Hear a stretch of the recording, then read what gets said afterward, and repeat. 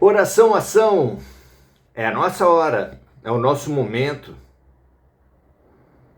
Podemos avaliar nossos valores na prática, não pelo discurso, mas na prática pela quantidade de horas, quantidade de tempo,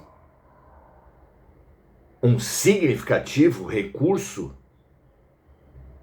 à disposição de todos, que você dedica a cada coisa. Quanto tempo você dedica à subsistência? É mais, é menos do que para outras coisas? Quanto tempo você dedica ao lazer? Quanto tempo você dedica ao trabalho? Quanto tempo você dedica a atividades que você mesmo considera improdutivas, inócuas, sem sentido? Frequentemente nós designamos essas iniciativas como passatempo, como se passar o tempo justificasse ou explicasse alguma coisa. Muito pelo contrário. Deixar o tempo passar é jogar recurso fora.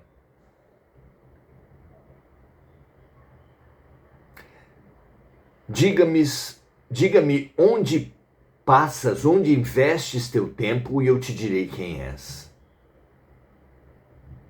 Hoje estamos aqui e apenas um exercício de dar prioridade para aquilo que realmente é prioritário, para o espírito.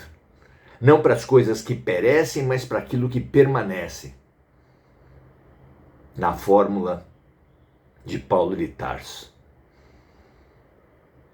Não coloqueis vossos corações aonde a traça rói, a ferrugem corrói e os ladrões levam, alertou Jesus.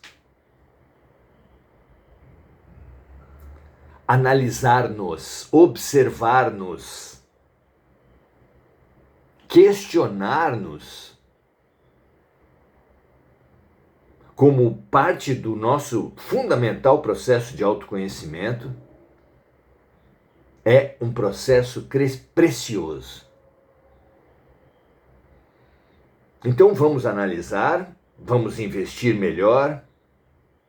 Como quem assume uma empresa que está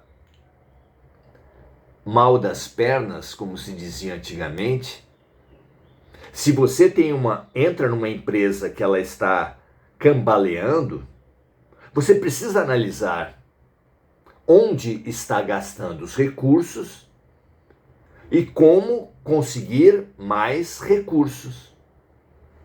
Ora, conseguir mais, está claro que todo bem vem de Deus. É claro que Deus não está apenas nas igrejas, nos sacerdotes, nos ritos. Deus está em toda parte. Mas nós raramente percebemos esse Deus, nos conectamos com esse Deus que está em toda parte, em todo ser.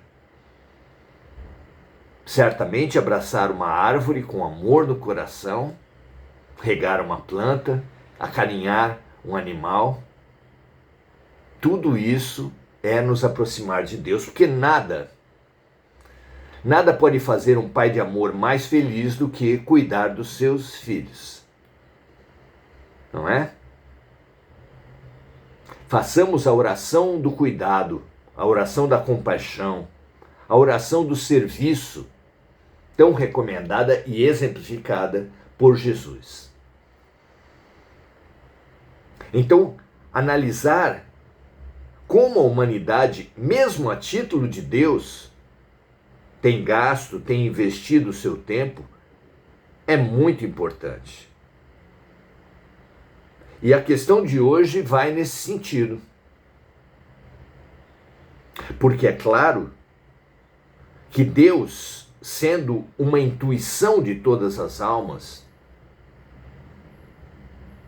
todas as criaturas trazem dentro de si, cada uma com a sua intensidade, do seu jeito, mas todas trazem essa intuição de Deus. De forma que tudo aquilo que apela a Deus Há campanhas políticas que falam em Deus. Igrejas, é claro, falam em Deus. Tudo aquilo que apela para Deus encontra grande respaldo na criatura. E por isso, muitos manipuladores, muitos oportunistas usam de Deus para suas campanhas, para suas manipulações. Claro que as igrejas estão no centro disso tudo. Claro que as igrejas estruturaram projetos de poder sobre a estrutura, sobre a sensação, sobre a intuição de Deus.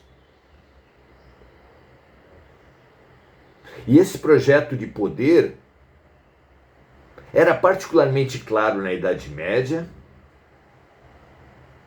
quando todo o evangelho era expresso em latim, uma língua morta, uma língua que já não era praticada no dia a dia em nenhum lugar.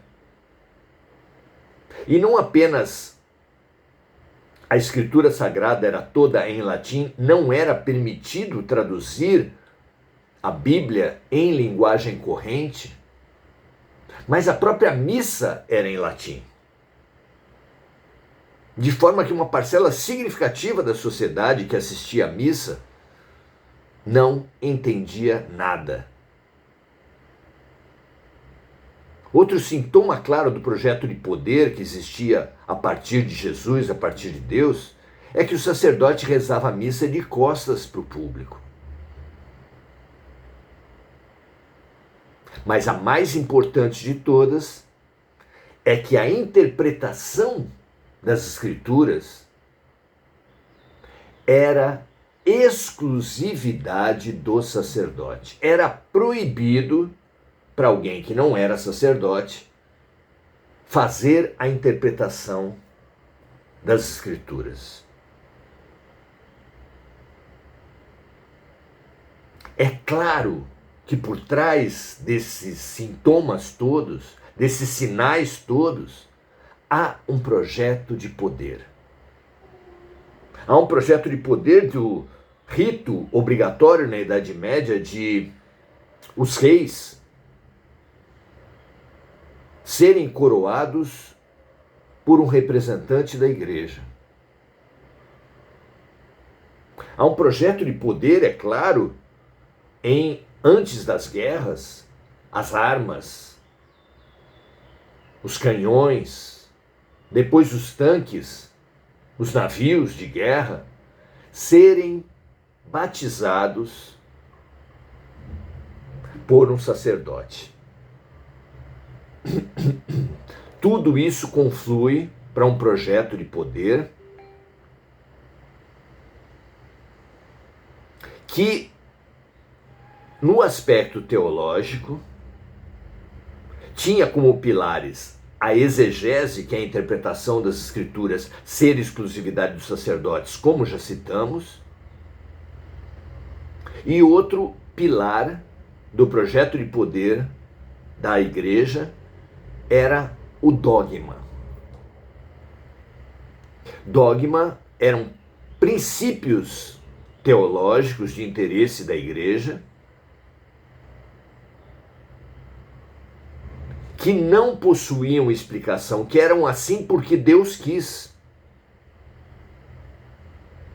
Aí vai a Santíssima Trindade, a Imaculada Concepção de Jesus através de Maria, entre outras. A infalibilidade papal, que era tratada como um dogma. Indiscutível. Quando alguém queria questionar, queria buscar as razões, queria apontar as contradições, era proibido, era interditado por dogma, por ser considerado indiscutível tal princípio.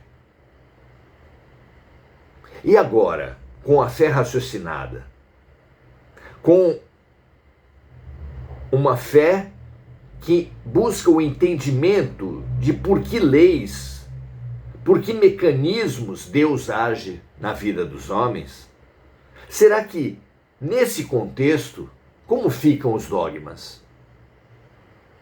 São as perguntas de hoje. Vamos lá. É a pergunta de hoje, uma só, que está formulada assim para Emmanuel nesse nosso O Consolador de Chico e Emmanuel. Qual deve ser a ação do espiritualista em face dos dogmas religiosos?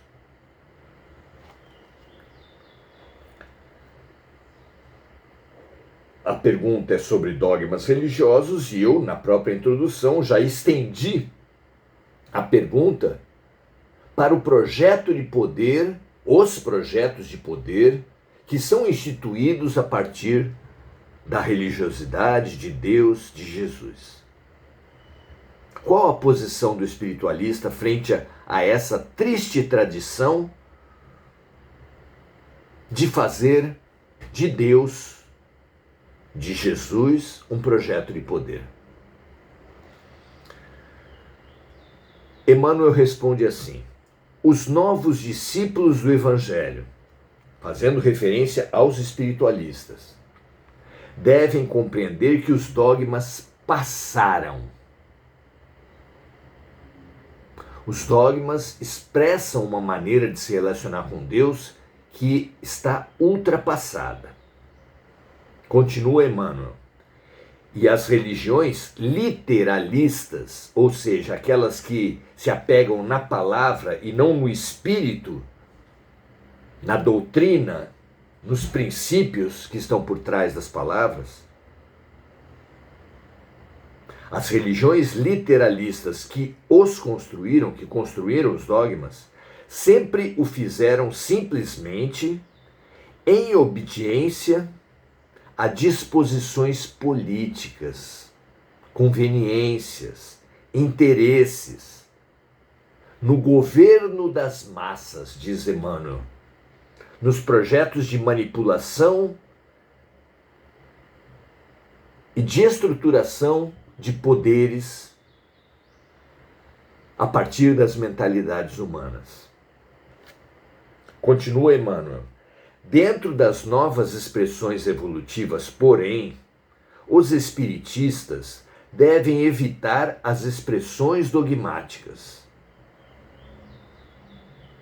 compreendendo que a doutrina é progressiva. Aliás, não só a doutrina espírita é progressiva, mas toda a revelação de Deus é progressiva e todo o processo educativo tem que ser progressivo, porque cabe a qualquer processo educativo passar conteúdos de acordo com o estágio de amadurecimento, de acordo com a capacidade de absorção dos educandos. Não é possível pensar no processo educativo sem essa consideração. Portanto, se aqueles que passam por um processo educativo, se aqueles que recebem uma revelação espiritual, vão amadurecendo progressivamente, a própria revelação precisa também se dar progressivamente, necessariamente. Quando termina um aprendizado acadêmico, qualquer um que conheça dirá que nunca. Já é voz corrente entre todos os tipos de estudo dentro da filosofia, da religião, da ciência, que quanto mais se sabe, mais se percebe o quanto se tem a saber. A comparação, inclusive, com uma montanha, quanto mais se sobe, mais se vê quanto caminho há a percorrer. Como imaginar ponto final, interpretações finais, últimas palavras a respeito de qualquer tema dentro desse entendimento da progressividade das revelações? É impossível. Então, dentro das novas expressões evolutivas, os espiritistas devem evitar as expressões dogmáticas, fechadas, rígidas, compreendendo que a doutrina é progressiva, esquivando-se a qualquer pretensão de infalibilidade,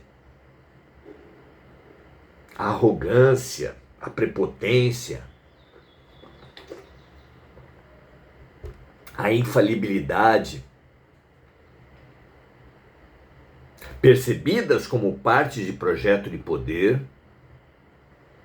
devem ser alijadas, deixadas de lado na postura de todo sincero estudante da verdade.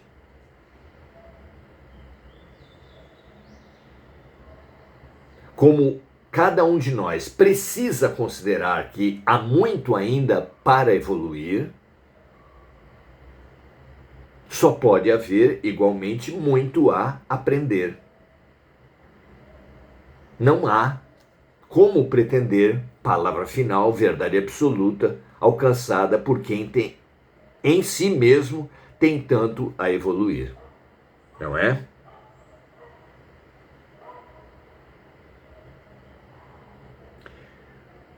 Então, dentro das novas expressões evolutivas, os espiritistas devem evitar as expressões dogmáticas, compreendendo que a doutrina é progressiva, que as revelações são progressivas, esquivando-se a qualquer pretensão de infalibilidade, em face da grandeza inultrapassável do Evangelho.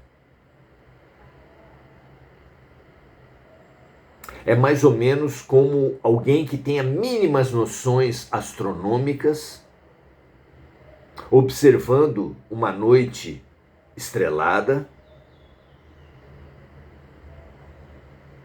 se depara com verdades como a luz da estrela que eu estou vendo agora, emitida a 40 anos-luz de distância, pode já não existir há 40 anos.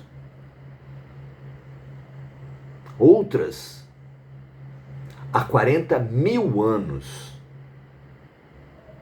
O que eu estou vendo é uma mera imagem, uma representação de um universo que existiu há dezenas de milhares de anos atrás.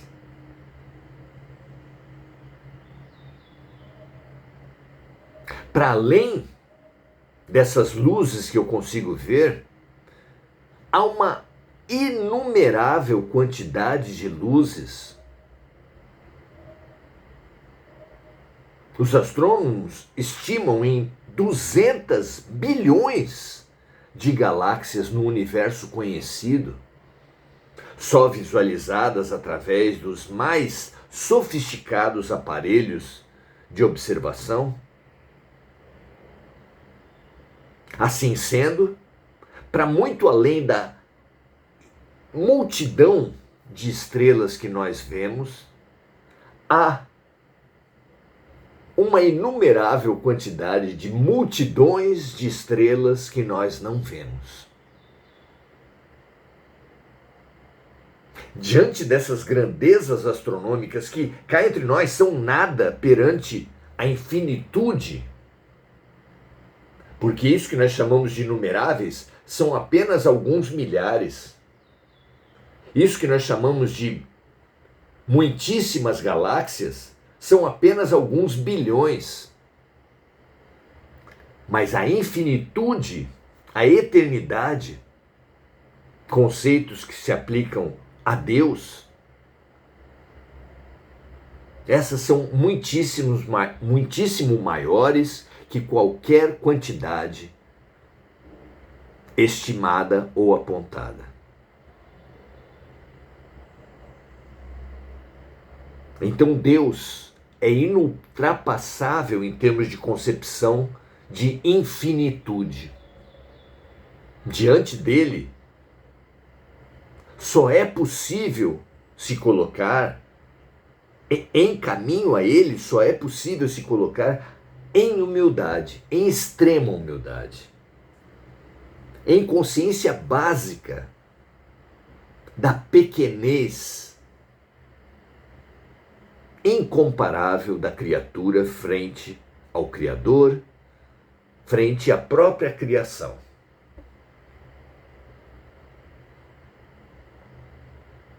Essa postura, essa consciência da infinitude do universo, da criação, de Deus e do próprio processo de aprendizado, do processo de revelação, precisa provocar em nós uma atitude de humildade.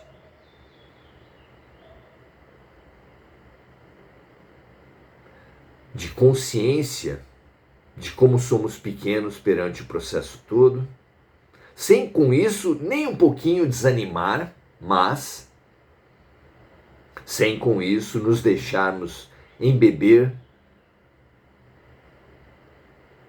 de forma alguma, em momento algum, pelas arrogâncias, pelas pretensões, pelas vaidades, pelos orgulhos. Fonte dos desvios, das deturpações, da perdição de todo aquele que se coloca a caminho da luz. Muito bom que percebamos por que Sócrates colocou como princípio da sua filosofia e, portanto, de toda a filosofia ocidental, a humildade ao estabelecer só sei que nada sei. Por quê?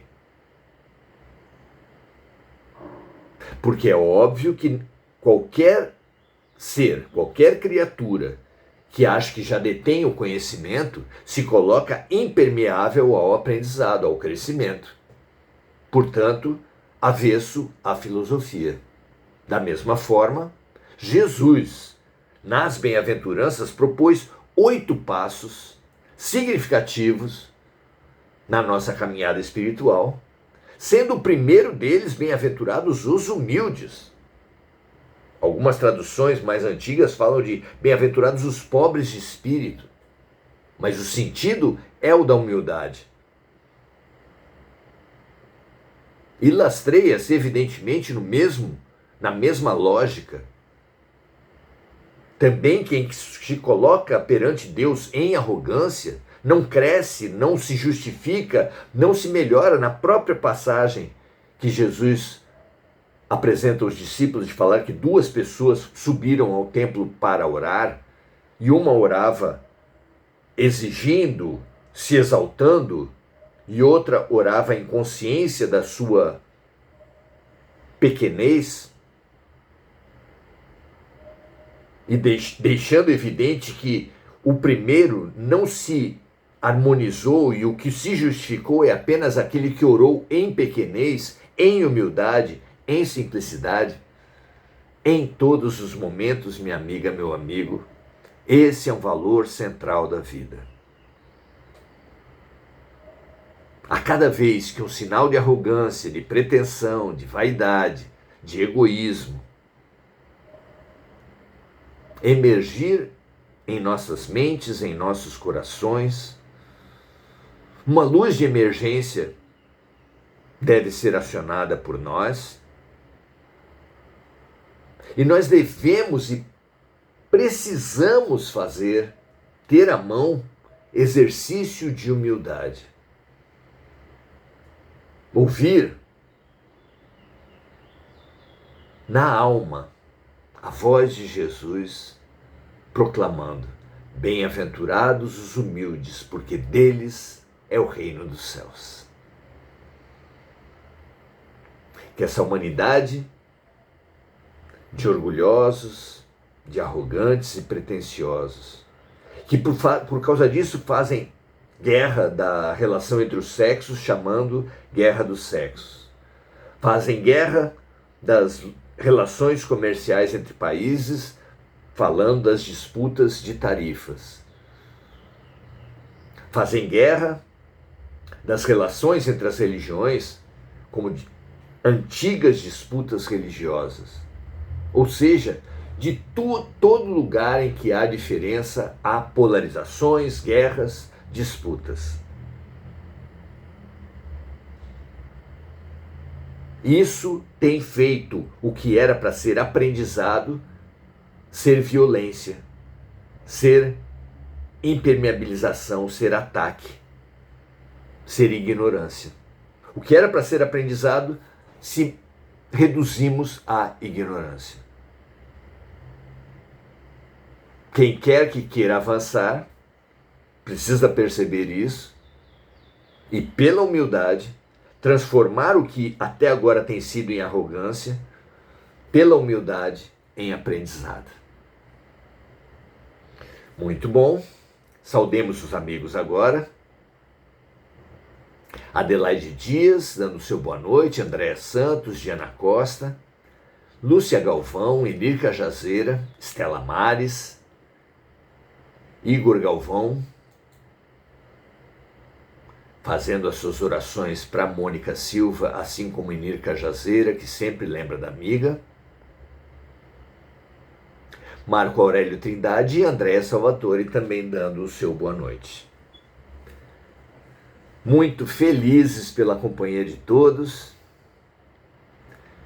Instigue-se, meu amigo, minha amiga, desafie-se. Como pode que nos proclamemos admiradores de Sócrates, de Jesus, de Buda, de Chico Xavier, dos pretos velhos, luminares que certamente tiveram a marca da humildade e da simplicidade? Se estamos tão embebidos em arrogância e prepotência. Somos prisioneiros com a chave na mão. Hoje, através do estudo, refletimos que essa chave está escrita nela, humildade. E nós, para percebermos, para avançarmos, para nos libertarmos, para usarmos, precisamos usar essa chave. Busque exercícios de humildade, minha amiga, meu amigo, como a consciência da infinitude, como nós fizemos no início da nossa conversa, e principalmente o servir. Quem a todo momento buscará a alegria de ser útil, praticará e desenvolverá a simplicidade e a humildade. Estejamos juntos nessa. Um grande abraço a todos, paz e bem, e até a próxima.